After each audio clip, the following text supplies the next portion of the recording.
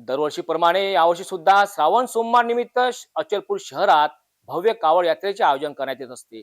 यावर्षी सुद्धा पूर्णा नदीतून महादेवांचे भक्त कावड घेऊन मोठ्या संख्येने सहभागी होतात।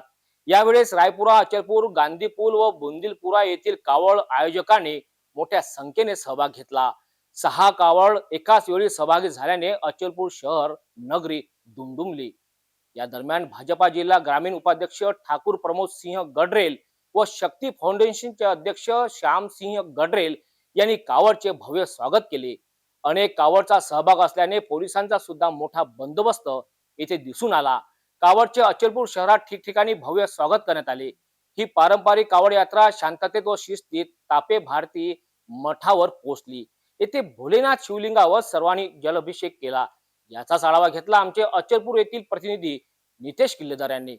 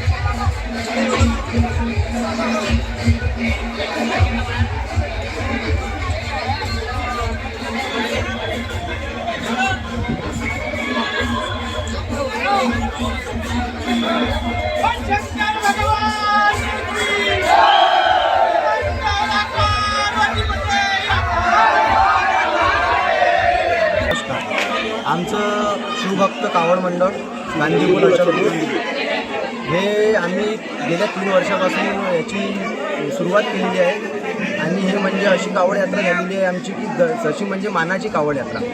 आमची हे कावड यात्रा पारंपरिक रीतीने गांधीग्रामवरून पाणी आणून सिटी हायस्कूल झेडपी हायस्कूलपासून आमची कावड निघते. त्यानंतर आमची कावड देवळी चावल मंडी आणि गांधीपूल होऊन अशी देवी सरमसपुरा, मैरापुरा, कापे भारती मठ, रायपुरा येथे विसर्जन होते आमच्या कावडचं. यामध्ये आमच्या इथे सगळ्या आमचे जे गांधीपूलच्या खालचा जो आमचा पूर्ण भाग आहे त्यामध्ये आमचा पूर्ण मुलांचा समावेश असतो.